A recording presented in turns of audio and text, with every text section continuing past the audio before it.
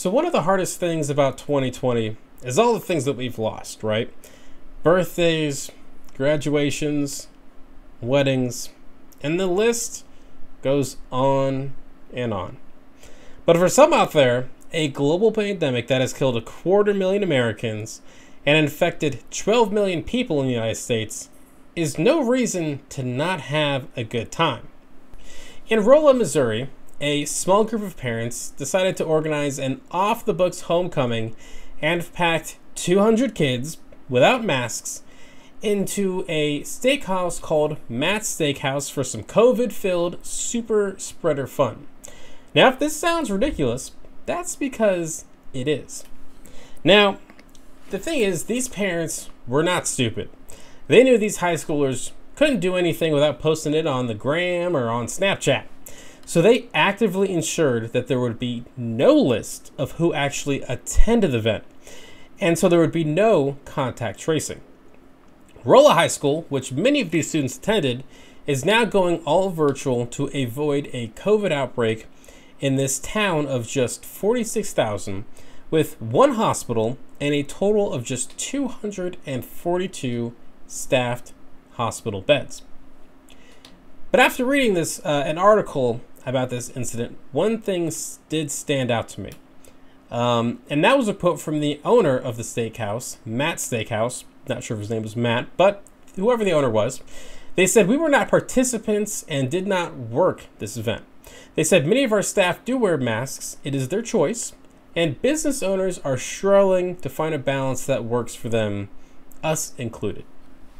Now, as a small business guy, I hear what they're saying, right? I hear where they're coming from, you know? And so I'm torn with this kind of stuff. I've seen a lot of these stories. And, it's, part of me is like, is where do we draw the line here, right? Where do we draw the line on doing what we have to do to stop the virus? And where's the line begin with the government kind of controlling what we can and can't do? I've heard a lot of people quote, 1984 and just kind of the overreaching arc of the government, right? And, it just kind of makes you think, where is the line? Where should the line be? What do you think, Kelly? I mean, in this case, it's very clear, they were using code words, they were, like you said, they made sure there was no guest list. These people knew what they were doing. They knew what they were doing was wrong, and they went ahead and did it anyways. And I don't think obviously, the coronavirus has been less dangerous for teens and children, but, they're still going to interact with the rest of the community. Having a super spreader event like this, just puts that much more of it out there, that much more potentiality to infect others. And I don't think asking people to wear a mask is quite the 1984 scenario here. I mean, people were just fine with the Patriot Act. That's a whole lot more serious than wearing a mask. Everybody seems to be acting like, wearing a mask is the end of the world. None of us like it. But, it's not some kind of giant loss of freedom, just not infecting your fellow Americans, just showing basic compassion for others. And really that's the only way we're going to stop this is with, by limiting large gatherings and with mask orders. Absolutely. And, just to be clear too, like I don't, people who go off on masks, and I think this is some kind of like 1984 government, takeover. Look, I'm like, if you don't like that, you're going to hate seatbelt laws when this is all over, or drunk driving laws, or, any kind of laws that are, kind of try to govern folks for the safety of society. And I also, young people, they usually do better with the virus. And so I'm in favor of a lot of these rules and things to try to stop the virus, because that's how society's always worked, right? We've always had to legislate to maybe the folks who are maybe not the smartest, right? Like, for example, I can drive as fast as I want. I'm a very good driver. I can drive fast real good, but maybe some other people can't do the same. But that's how society works. We legislate to, you know, try to like make sure everyone's safe in society, no matter how, you know, safe you may or may not feel. Yeah, I mean, there was massive resistance to seatbelt laws. You know, when they tried to get those passed. You know, I think it took somewhere around 20 years to get them put in. There still aren't helmet laws in a large part of the country. You know, and the reason we got the seatbelt laws is because it was tied to federal funding. The reason we got a lot of those helmet laws, it was tied to federal funding, and then when it stopped being tied to federal funding, several states repealed it. So. Yeah, I think it's pretty clear here. You know, you just tie mask ordinance to federal funding, and then you know, when this is over, we can just stop wearing masks. You know, if we would all just take it a little bit more seriously right now.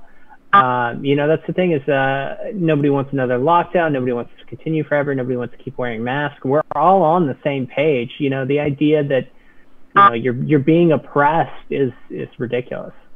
Absolutely, and it's very interesting to me at times when I see people who say this is the coronavirus is an example of why we need less government, when really I think we need more effective government is the thing.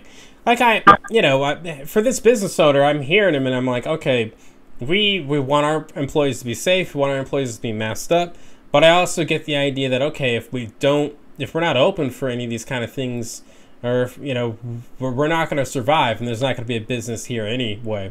And that's kind of a shit decision for this guy in a small town in Missouri to have to make. And so I feel like there should be like more government help for these kind of folks, for sure.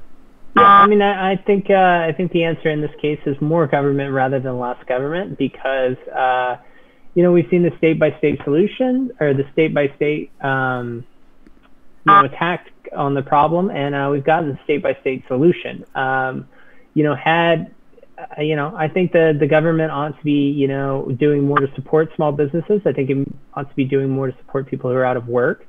And, you know, because I think they're the reason we're in this boat. I think if we'd had a strong federal response, you know, we'd be done with this. All around the world, we've seen other countries do a much better job of handling this, many of which were much less well prepared.